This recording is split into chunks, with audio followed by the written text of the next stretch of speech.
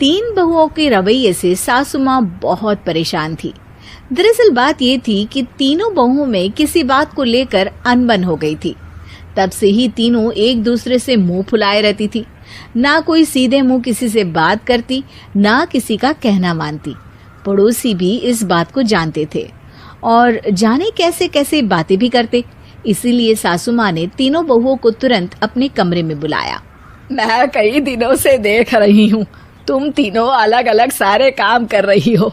ये सब नहीं चलेगा, तीनों को मिलकर ही काम करना पड़ेगा। सास की बात सुनकर एकदम से बड़ी बहू बोल उठती है। नहीं मम्मी जी, मैं इन दोनों के साथ कुछ नहीं कर सकती। मैं इस घर की बड़ी बहू हूँ, फिर भी ये मेरा कहना बिल्कुल भी नहीं मानती। अरे जेठानी जी, जानबूझकर मुझे डबल काम करवाती है आप, और छोटी मुझसे टेढ़े मुंह ही बात करती है।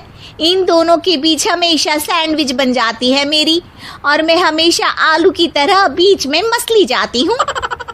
मम्मी जी, इन दोनों को लगता है कि मैं छोटी हूँ तो इनके पैरों तले दब जाऊंगी, लेकिन नहीं, मेरा भी उतना ही अधिकार है जितना इन दोनों का है। बड़ी आई दोनों मेरी चुगली करने के लिए, मुझे क्या कम समझ रखा है। तीनों बहू एक दूसरे से बहस करने लगती है और सास दोबारा ये देखकर टेंशन में आ जाती है और सबसे कहती है, चुप हो जाओ, अब से तुम तीनों सारे काम एक साथ करोगी, आंख बंद करके एक दूसरे की बात सुनोगी। तुम तीनों इस बात को गांठ बांध लो, वरना अगली छुट्टियों में तुम्हारा अपना मायके जाना कैंसिल। सास की बातें सुनकर डर के मारे तीनों हामी भर देती हैं। जी मम्मी जी, मैं समझ गई।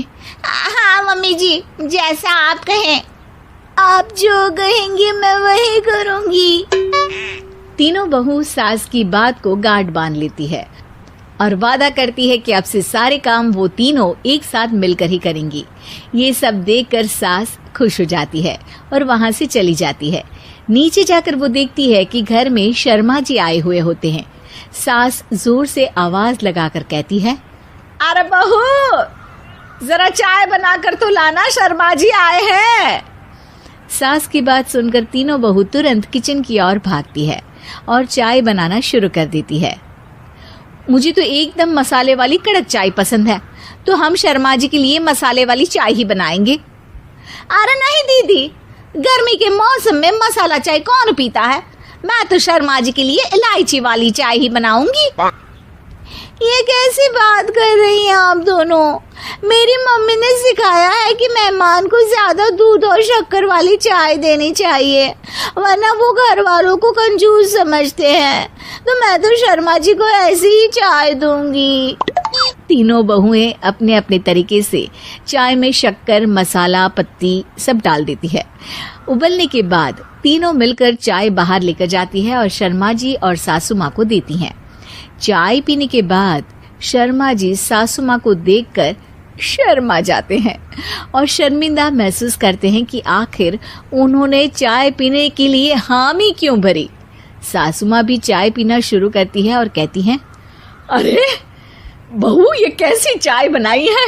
चाय है या मीठे दूध की बासुंदी? हाँ, चाय अच्छी नहीं लगी क्या? कोई बात नहीं, हम पराठा बनाकर लाते हैं। चलो चलो अंदर। हाँ चलो। हाँ, आती हूँ मैं भी। नहीं, मेरा पेट चाय ने ही चौपट कर दिया, वही काफी है। पराठे से पोपट नहीं करवाना, मैं तो चलता हूँ। शर्मा जी चुपचाप पतली गली से निकल जाते हैं। अगले दिन सास बहुओं से कहती है, अरे बहू, जाओ जाके ऊपर के गेस्ट हाउस की सफाई कर दो। कल हमारे यहाँ मेरे दूर के रिश्तेदार आने वाले हैं, तो पूरे कमरे को चमका देना, समझी?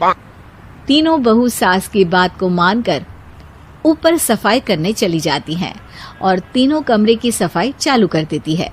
बड़ी बहू मकड़ी के जाले साफ करती है, तो बीच वाली झाड़ू लगाना और छोटी वाली सर्फ डालकर जमीन धोना शुरू कर देती है।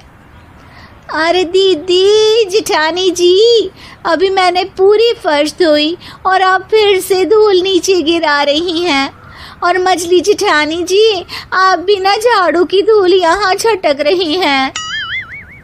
अरे तीनों को साफ करना है, एक साथ सफाई करते हैं ना। अरे वही तो, हम साथ साथ हैं, घर साफ साफ है। तीनों बहू ऐसे ही काम में उलझ जाती है और 2 घंटे तक एक ही कमरे की सफाई करती रहती है। बहुत देर से अपनी बहुओं को ना देखने के कारण सास ऊपर कमरे में उन्हें देखने जाती है, लेकिन कमरे में घुसती ही वो गीली फर्श पर फिसलने के कारण नीचे गिर जाती है। ओरी मोरी मैया, हड्डी मरोड़ के रख दी। आए मेरी तो कमर ही टूट गई रे।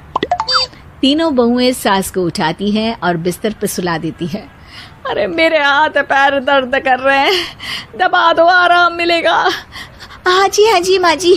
अरे जी माँ जी, जी माँ जी। और तीनों बहुएं एक साथ सास के हाथ को दबाना शुरू कर देती हैं। माँ की तो चीख ही निकल जाती है और नतीजा ये होता है कि सास के बचे हुए शरीर में भी दर्द उठ जाता है। हाय राम, ये क्या कर दिया तुम तीनों ने। अरे मेरी तो किस्मत ही फूटी है कि तुम जैसी बहुएं मुझे मिली। हे भगवान, पूरे शरीर में दर्द बढ़ गया है। अब तो पता नहीं कि चल भी पाऊंगी या नहीं। माफ करो, मुझे गलती हो गई मुझसे कि तुम तीनों को एक साथ काम करने के लिए बोला। सोचा था तीनों मिलके अच्छे से काम करेगी, लेकिन बड़े बुजुर्ग सही कहते थे कि 3 तिगाड़ा काम बिगाड़ा। तुम लोगों ने ये बात ना आज साबित करके दिखा दी। तुम तीनों को तो समझाना यानी मानो भैंस के आगे बीन बजाना है। तुम्हें अकेले अकेले काम करना है ना, तो अब से तुम अकेले ही अपना अपना काम करो। तीनों बहुएं वहां से जाने लगती है। अरे कहाँ जा रही हो? आप ही ने तो कहा कि अपना अपना काम तो मुझे मुल्तानी मिट्टी लगानी है। अरे मुझे भी तो नेल पॉलिश लगानी है, मुझे ना मेहंदी लगानी है। सास अपना सर पीट लेती है और कहती है, अरे मुझे भी लगाना है कुछ। क्या माँ जी? क्या माँ जी? क्या माँ जी? तुम्हारे घर वालों को फोन तुम्हारी हरकतें बताने के लिए।